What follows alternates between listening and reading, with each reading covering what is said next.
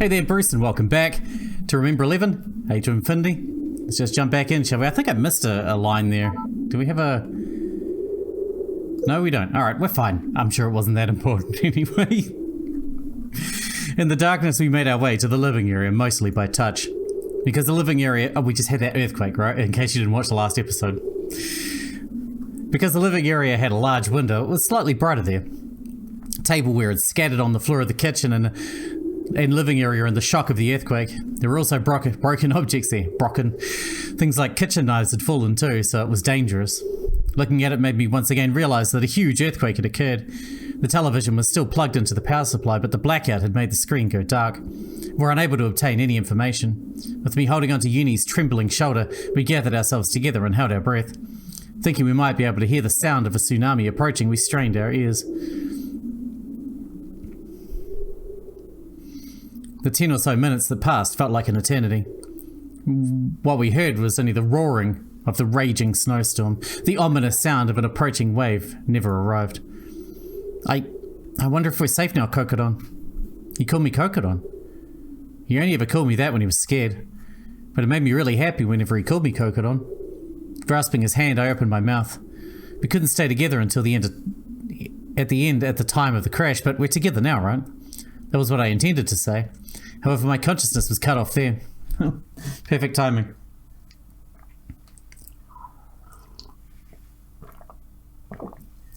Again, the sensation of the boundary line of the body being lost and everything melting away.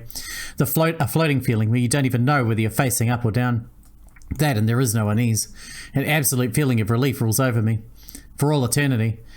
If only I could remain in this time for all eternity.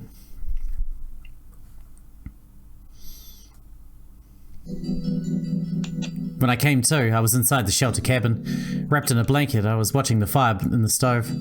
I should have been shivering in fear of earthquakes and tsunamis just a few seconds ago, but the current me was shivering from the cold instead. In many ways, I had no time to relax. If things continue this way, sooner or later I'm likely to just collapse both mentally and emotionally. Right. I needed to check the time. I looked down at the watch on my right wrist. Huh? It was gone again. Geez, just what's going on? Getting irritated, I looked around and saw it lying on the table. I looked at the face of the watch. The hands were pointing at 6:36. 6:36, huh? What's wrong? You're muttering to yourself. Yomogi peeked at my face, his expression worried. Ah, it's nothing at all. I was just thinking about something. That tone. Uyukawa-san? Yes. Looking as if he wanted to say, oh brother, Yomogi scratched his head. Then his bearded face distorted into a forced smile. Dinner is hardtack biscuits. They don't taste like anything, but it's better to eat them. You went without breakfast after all. I had only a single lick of hard candy, so my stomach was painfully empty. Thanks for the meal. Yomogi handed me a can of biscuits and a cup of chamomile tea. I tossed the biscuits into my mouth. Indeed, they had no taste at all. I had a bite of one yesterday too, and I still definitely couldn't call them delicious. I guess expecting the emergency rations to be delicious is too much to ask for, though. But even then, I had to eat. If I didn't eat, I wouldn't live. I washed down the biscuits with chamomile tea. Do you know why the people who set up this cabin had chamomile tea put in here? You've said that it had a calming effect, but is there some other specific reason? It's not much of a reason, but chamomile tea also helps with insomnia. In extreme situations like this, your nerves get excited and it becomes harder to sleep, right? It was in consideration of that, so we could relax even a little and get some quiet sleep. But wouldn't it be dangerous to fall asleep on a snowy mountain? In stories like this, people are always saying things like, you'll die if you sleep, and slapping each other awake and stuff, right? It is true that when hypothermia sets in, you feel a sudden drowsiness, but as long as it isn't that, it's best to sleep when you can. If you don't sleep, you'll use a considerable amount of physical strength. The reason they have chamomile tea here was out of consideration for that. Saying that, Yomogi stuck a finger deep in the can of biscuits. He picked out a piece of rock sugar and placed it in his cup. And he smiled at me as if to say, I should try doing the same. Just as he had, I tried putting a lump of rock sugar into my cup of chamomile tea. It was a little hot, but I stirred it with my finger. The sweetness added to the chamomile tea felt as if it was penetrating every corner of my tired body. You know a lot, Yomogi-san. I don't know a lot at all. I only know a lot about the mountains. No, even saying that I know a lot about the mountains is a little misleading. I don't know a lot about anything besides mountains. The world, fashion trends, politics, the economy, don't know about anything outside of mountains. Especially A voice rang from the corner of the room and interrupted his speech. If you know that much about mountains, then do something about the situation. This is your home ground, isn't it, Mr. Mountain Man? Yomogi shrugged his shoulders. Especially the beings known as women. I know less about them than anything. Mayuzumi, who has until now been lying around, wrapped in her blanket, raised herself up. Raising one eyebrow, she stared at Yomogi. Just what era are you from? Meiji? Taisho? Or maybe Jurassic? I was born in the Cretaceous period. A trilobite, huh? I'll refrain from making a comeback to that for the time being, but trilobites aren't from the Cretaceous period. You know, saying things like I know less about women than anything isn't fashionable anymore. That's why I said I don't know anything about changes in fashion, right? Just be quiet and go to sleep, Mayuzumi. Don't order me around. You know, I'm not trying to threaten you, but without exaggerating, a snowy mountain is truly a grim reaper. Starting with the weakest person and working up, it snatches away each life without fail. It won't show you an ounce of sympathy or mercy. Mayuzumi faltered at his grave tone and retreated to her usual sitting position. Understand? Stop wasting your energy. Preserve your strength as much as you can before the fire goes out. Wait a sec, what do you mean before the fire goes out? Don't just let it go out. The number of matches we have is limited. Because you're always saying, it's cold, it's cold. We use them without even trying to ration. With only this amount left, either tomorrow or the day after, we'll... Enough joking around. Do something before that happens. Something, you say? What do you want me to do? Go down to the match factory. Wearing her blanket like a mantle, Mayuzumi pointed to the door of the cabin. Go and call for help this instant. Yeah, understood, your majesty.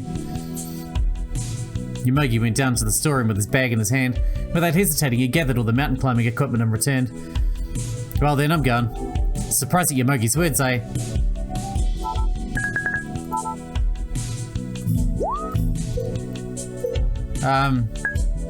Warn Mayuzumi? Mayuzumi-san.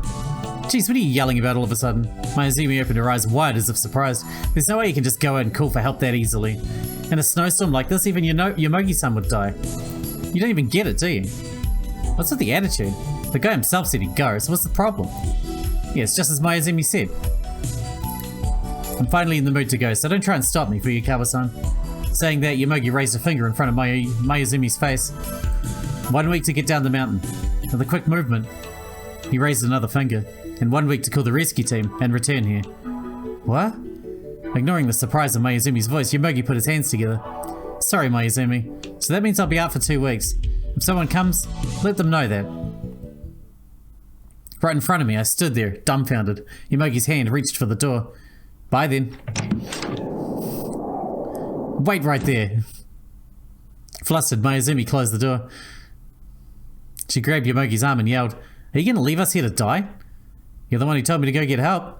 I didn't think it would take so long. Yomogi threw his bag to the floor and glared at Mayuzumi. When you're trapped on a mountain, the selfishness of a single person can lead to the death of the entire team. It's not just your behavior. If there is a single person who goes on idiotically like you, it will form cracks in the unity of the team. You don't have to get so worked up. Mayuzumi looked down and wrapped herself in her blanket as if sulking. Going back to her territory, she sat down and hugged her knees. As if to calm himself down, Yomogi took a deep breath and sat next to Mayuzumi.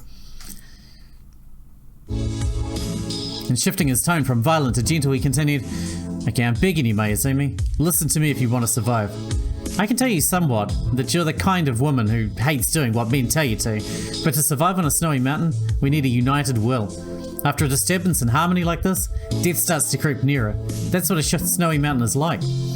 I'll listen to as many of your gripes and complaints as you want once we're saved, okay? Mayuzumi had buried her face in her knees, but now cast a sidelong glance at Yomogi. Perhaps Yomogi's words had moved her heart. That's what I thought, but... I'm tired all of a sudden. Hey, I want to wash my face, so... Could you draw a bath?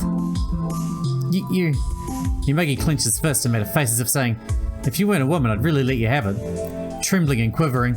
Now, calm down, Yomogi-san. What an idiot, taking it so seriously. I was just kidding. Mayuzumi put the rock sugar from her biscuits into her mouth and chewed on it as she jumped into the top bunk.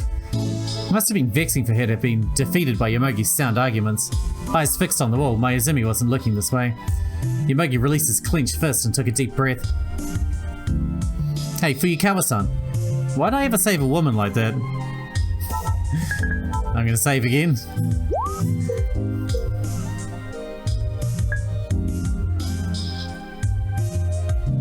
Wouldn't have been like you not to save her. When I tell him my true feelings, Yomogi's shoulders droop. Stop that. If you say something like that, I won't be able to abandon you if the situation calls for it. You're planning on abandoning me? If I thought we'd all lost hope of being saved. In other words, as long as there's a chance that we'll be saved, you'll come and save me, right? You could say that, but the way you put it is a little embarrassing. Yomogi scratched the tip of his nose and sat down in front of the stove. He was still wearing all the equipment he had prepared to go for help. How about we put away your things? It's not like you're going out to call for help anymore. I said, growing anxious. I didn't think he was going to leave us, but the fact that he remained ready to go at any time scared me. If he disappeared, I don't think we'd make it by ourselves. No, I was planning on going out anyway. Where? Don't get so upset for you, Kawa-san. But I'm going to the crash site. There must be a wireless device somewhere within the wreckage. Maybe food too. A flight recorder or something else with a source of electricity, right? There might be a power source that works for wireless devices too. However, the chances of finding one in perfect condition are close to zero, but it's worth a shot, don't you think? Well, if you find something with power, you can start fires with it.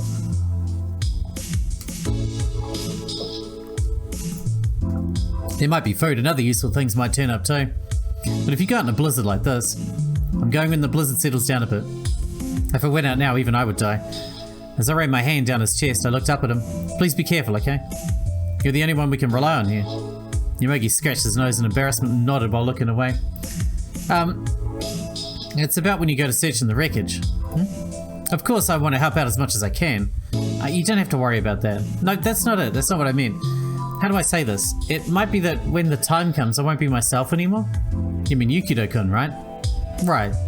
In that case, if I happen to be Satoru at that time, can you tell him this? Help Yomogi-san out as much as you can. I said it seriously, but Yomogi raised his voice in laughter. There's no way I could say something like that myself. That's true. Yomogi slapped his knee. I just remembered. I forgot to tell you something important. Something important? While searching in his pocket, Yomogi-san said, well, I don't know what it's like for you guys, but for me, you two are one and the same. Even if your personality changes, it's difficult to recognize you as a different person. Your face and appearance are the same after all. What are you trying to say? Yomogi, who was fumbling around in his pocket, took out a thin piece of paper. This is it. He handed it over to me. It was the thin paper you peel off the surface of cardboard boxes. Several characters had been written on it. Yukido-kun told me to give it to you.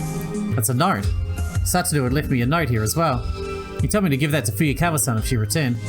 But it's not like Fuyukawa-san opens the door and says, I'm back, or anything like that. That's why I completely forgot. Do you understand what I'm trying to say? Yeah, somewhat. Yomogi seemed to want to make an excuse for why he'd forgotten to pass me the note, but that didn't matter at all. In an emergency situation like this, asking for perfection is unfair. I didn't have any intention of blaming him. Instead, I was unbearably anxious about Satoru's note.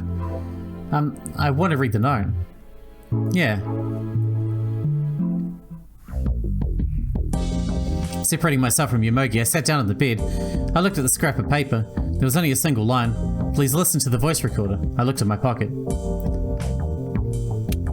I took out the palm-sized voice recorder, VR, and pressed the switch. I tried playing it back. Soon I heard a voice coming from the small speaker of the recorder.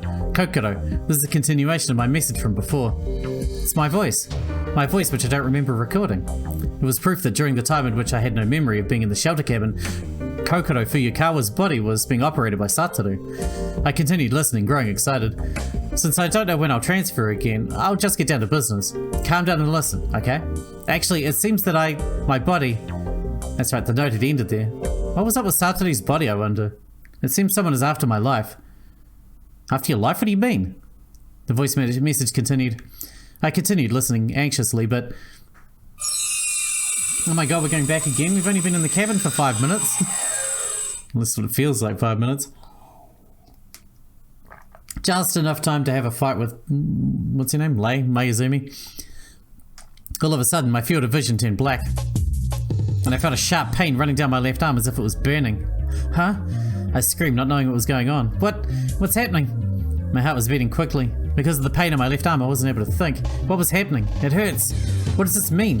Why is it so dark? Where's the electricity? It hurts. Somebody! The inside of my head was falling into panic. I finally noticed that my posture was weird.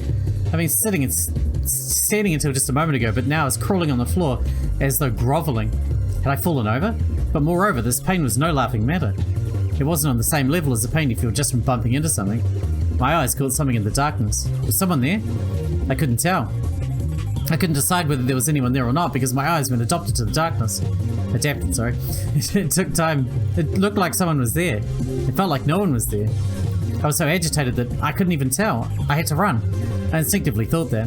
I don't know what it was, but right now I felt like my life was at risk. I endured the pain and crawled away on all fours. I made my escape. I reached the large window that faced the terrace. There I finally noticed that I was now inside SPHIA. Obviously. I transferred again.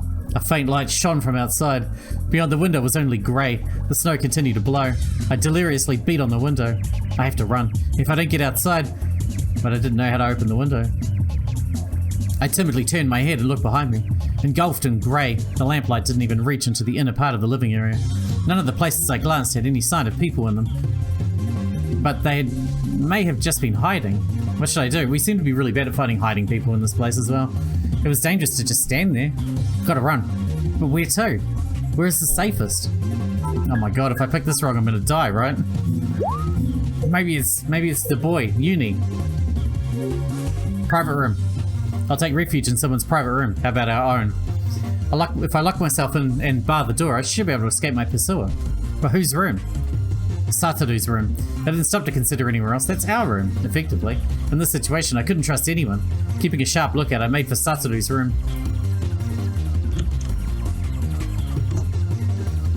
Closing the door, I locked it behind me. I should be safe now. Just as relief had set in, my fear from before began to return bit by bit. As I crumbled to the ground, my strength drained. I couldn't put any power into my torso. My body quivered. With the spell of tension broken, the pain in my left arm began to sharpen. Softly touching it, I felt something slippery. It was blood. Yukido-kun? Oh no. It's, shit, I forgot her name. Inubushi? I jumped. Someone was in the room. Who? It's me. That voice. Mitsumi-san? Yes, that's right. Is something wrong? It's terrible. Just now... I stopped my mid-sentence and hurriedly snapped my mouth shut. Why was Itsumi in Satoru's room? Yukido-kun, what happened just now? What's wrong? The presence of the one I recognized as Itsumi moved. She was walking toward me. What do I do? Should I run? Can I trust Itsumi? What if Itsumi was the one chasing me? She'd have plenty of time to sneak in while I was running toward the room. I couldn't deny the possibility that she's the pursuer waiting to ambush me. But if the reverse was true and Utsumi wasn't the culprit, if she left the room, she'd be stepping directly into the path of certain danger. Yukido-kun, are you okay? Utsumi's presence pressed in further, now almost right in front of me. What do I do? What should I believe? I don't know. I shut my eyes tight. Oh, it seems the power's been restored. What? I slowly opened my eyes. Just as Utsumi had said, the electricity was back. To my eyes, which had become accustomed to the dark, it was blinding, so I shielded my eyes with my hand. The clock on the table entered my field of vision. 7:43. Because Satoru had said, please check the time, I'd subconsciously become sensitive to the presence of clocks. Had it been about 10 minutes since the transfer? If that was the case, the last transfer happened at 7:33. Yukido-kun, what's wrong? Huh? Utsumi's face went pale as she rushed over to me. I inadvertently tensed. You're bleeding. I look at my left arm as well. I was profoundly shocked. Or more accurately, Satoru's left arm was dyed deep red. Not only that, there were drops forming on my fingers that dripped to the floor. Many bloodstains had already formed there. What? I grew dizzy. I felt like I was going to go anemic. My left arm already felt like it was burning. The pain reverberated through my whole body. We have to treat it right away. Wait here and I'll go get the first aid kit right away. Separating from me, Utsumi quickly made to leave the room. I panicked and grabbed Utsumi's arm, pulling it back. Wait. If you go outside right now, you'll be in danger. Huh? Utsumi turned back toward me with suspicion. That is... Silence enveloped the room. Is that you, Fuyukawa-san? Huh? Yes, it is. I had to say it. Right before I came here, just before the personnel exchange happened is what I mean. Yes? Someone was chasing me. That was with my hand. Someone, you say? I don't know who, I didn't see their face. Utsumi stayed silent. She was probably contemplating who the criminal was. Other than myself and Utsumi, only Yuni and Inubushi Hattori are currently in SPHIA. Seeing that I was attacked, I'm obviously exempt, meaning it was one of the remaining 3. Even if it's true that Yuni's only a child, and he's a really good kid, there's no way he'd attack me. As for Inabushi and Utsumi, I can't rule out either of them as possible suspect. If Inabushi Kaiko wakes up, then that would mean that the awakening of the murderous monster. On the other hand, it seems really strange for Utsumi to have been in Satoru's room. I took a good look at Utsumi. Hi. I almost let her scream. Utsumi's palms. Her palms are covered in blood. As I thought, was she the one who... I took a quick inventory of the room. I didn't see anything especially out of place. There weren't any knives wet with blood or anything lying around, but... I don't know. Could this kind-looking woman have really done it? Something so terrible? I can't even picture Utsumi brandishing a knife. Maybe she's got DID as well. Maybe everybody here has DID. Maybe this is the DID facility. Utsumi seemed to have noticed her hands were covered in blood as well. Taken aback, she looked at her hands. No, this isn't... This is from when I pulled you... I touched your arm, so... I haven't said anything yet. Utsumi's face grew resentful. I can tell what you're thinking, even if you don't say it out loud. From that look in your eyes. The atmosphere of the room instantly soured. Utsumi and I stared fixedly at one another, both of us standing stock still. Hey...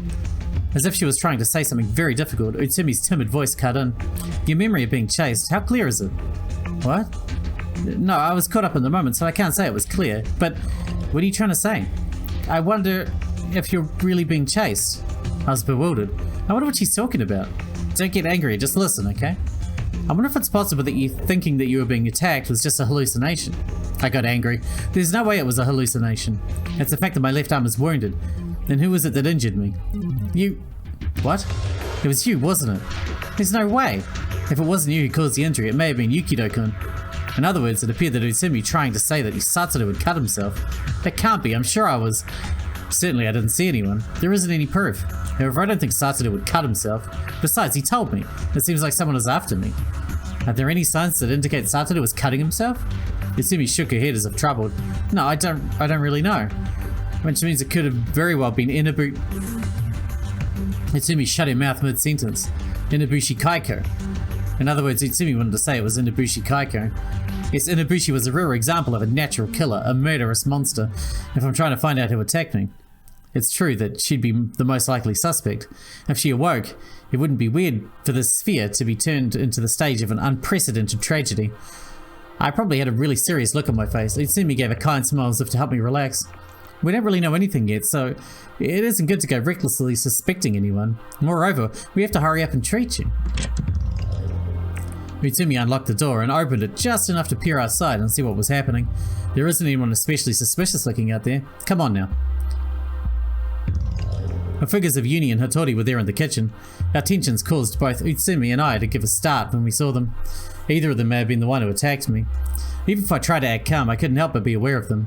However, I didn't see anything especially suspicious. Of course, they weren't holding knives or anything, and there wasn't any trace of splattering blood on them. Satoru, what's wrong? Yuni said in exaggerated astonishment. It's only natural, I guess. In order to show my composure, I smiled. I couldn't smile. An intense pain runs through me. It didn't seem like the blood was stopping, and drops of it fell here and there as I walked, adding new bloodstains to the floor. Hey, you're bleeding a lot. Are you okay? Yuni honestly seemed uneasy. Then Utsumi patted Yuni's head gently while smiling. You see, Fuyakawa-san's hand slipped, and this cut happened accidentally. What, is that true? Or rather, are you okay? Are you Kokoro now? Yes. Though Utsumi's words made me feel gloomy, I forced a smile to my face. I broke out in a cold sweat from the pain. How careless of you. Yuni seemed to have accepted what Utsumi was saying. I myself can't accept it at all. The possibility that there's another culprit is too high. But I felt it wouldn't be good if I were to say that out loud. I don't want to provoke the real culprit, and I don't want to suspect an innocent person. Just like Utsumi said, it isn't good to doubt people when you don't know anything yet. Right now, it's best if I just observe the situation. Hey, can you go get the first aid kit? Utsumi dispensed instructions to Yuni and Hattori, and then sat me down. Hattori came pattering up to me with the first aid kit. Judging from her panicked appearance, she was probably worried about me as well. Yuni was watching it just at a distance. Perhaps he wasn't good with blood. Wait just a moment, I'm gonna wash my hands. She probably can't do anything to treat me while they're bloody like that. Utsumi trotted over to the sink. Then, as if saying, "I'll do it myself," Hattori pointed at the tip of her own nose. Standing in front of me, she opened the first aid kit. Hattori's hands were clumsy. She was struggling to wrap the bandage. It got twisted halfway and a puzzled expression like a question mark rose to her face. But still, it was clear that she was trying her best. "Hey, you alright, Satoru? I mean Kokoro? Are you really okay?" Without looking directly at the wound, Yuni wore "Do your best, Hattori-chan." On the other hand, Utsumi was behind Hattori, cheering her on. I suddenly remembered that out-of-the-place feeling. Utsumi called Hattori Hattori-chan very naturally, even though her real name was Inabushi Kaiku. Are Hattori and Inabushi Kaiku different enough to tell apart at a single glance? Two personalities in one space? Or is it only the Hattori personality has surfaced lately? Thinking along those lines, an unpleasant thought comes to mind. What if the girl before my eyes who's treating me now wasn't Hattori, but Inabushi Kaiku? Or maybe Inabushi Kaiku never had DID in the first place, and she's only pretending she had DID from the beginning. The possibility of her being the one who attacked me grew remarkably higher. Not noticing my feelings of unrest, Hattori let out a deep breath. The treatment was over before I knew it. My left arm was stiff from the bandage. It was really uneven. That's incredible. You're not very good at this, huh? Hattori hung her head in embarrassment. "Thank you, Hattori-chan." Hattori smiled slightly at the words. Afterwards, Utsumi wrapped the bandage again correctly and administered a painkiller. Thanks to that, the pain went way down. Except my head became a little foggy. A side effect from the painkiller, most likely. I sat across the sofa and took a deep breath. Utsumi brought me a blanket. "Try to get some rest." Yes." Utsumi also sat down on the sofa. Yuni and Hattori sat down as well, relief on their faces. I was the one who fixed the power. Aren't I amazing? "How bright of you, Yuni-kun." "Nah, it isn't that big of a deal. Praise me more." During the conversation, Hattori watched us, smiling.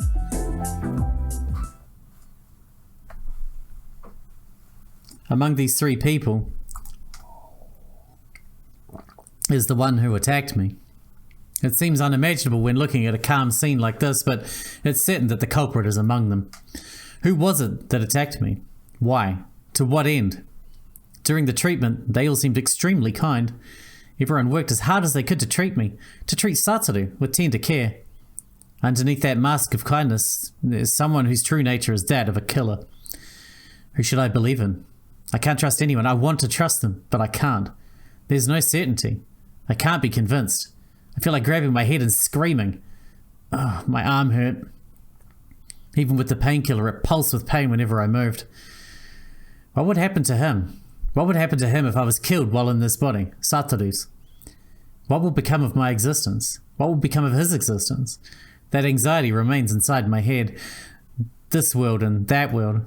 The newspaper, Yuni, Inabushi, the personality transfer. And now there's attempted murder on top of that. Alright, well, it's a little bit early, but that seems like the perfect place to stop it, doesn't it? Right there. Excellent. No cliffhanger at all in this one. Well, apart from someone tried to kill us and we don't know who, but I'm imagining we're not going to find that out anytime soon. I still think it's Utsumi though, but we'll see. We will see. Anyway, thanks for watching, Bruce, and I'll see you in the next one.